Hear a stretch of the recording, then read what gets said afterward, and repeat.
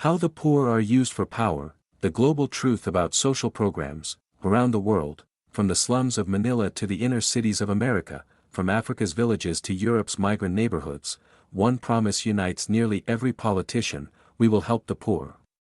Billions of dollars are spent every year on social welfare programs, free housing, food aid, unemployment support, cash assistance, and healthcare subsidies.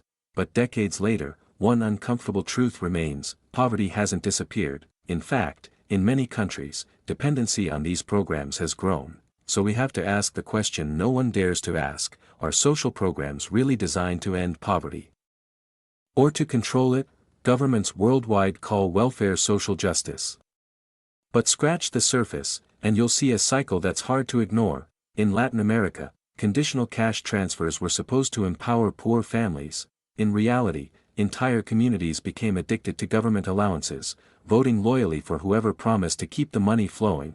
In India, free rice and subsidies are offered before elections. In parts of Africa, aid programs are tightly tied to political loyalty. And in Western democracies, like the US, the UK or France, politicians talk about equality while quietly expanding massive welfare bureaucracies that make millions reliant on the state. This isn't generosity, it's strategy. And in politics, dependency means votes. Every election season, politicians promise to lift people out of poverty. But behind closed doors, the last thing they want is for everyone to rise, because independence means less control. The poor are predictable voters, they'll support whoever keeps the aid coming. That's why, in many countries, welfare benefits rise before elections, and fall after. It's not a coincidence, it's a formula. Poverty is no longer a social issue, it's a political currency. The more people depend on the system, the easier it is to manipulate them, and the longer this dependency lasts, the more difficult it becomes to break free. Someone has to fund this cycle, and that's where the middle class comes in: the hardworking taxpayer, the small business owner, the employee, the farmer. They carry the weight of these programs.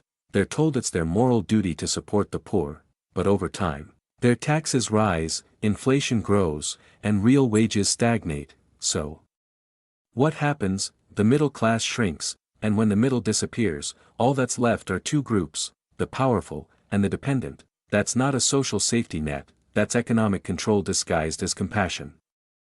Everywhere, corruption seeps into social programs. In the Philippines, ghost beneficiaries were found in government cash programs. In Nigeria, officials pocketed funds meant for COVID relief. In the US, billions in pandemic unemployment benefits went to fraudulent claims. In Europe, migrant assistance programs became a magnet for organized fraud rings.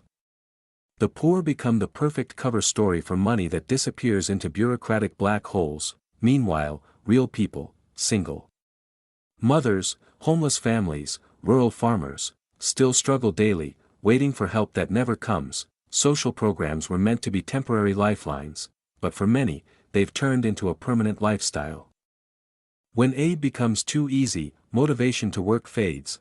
Why struggle for low wages when government money guarantees survival? And so, entire generations are born into dependency, not by choice, but by design. The system keeps people surviving, but never thriving. It kills ambition quietly. Even worse, businesses are discouraged by high taxes and regulations meant to fund welfare programs. Innovation slows, investment dries up, and economies stagnate. It's a trap, not of poverty, but of policy.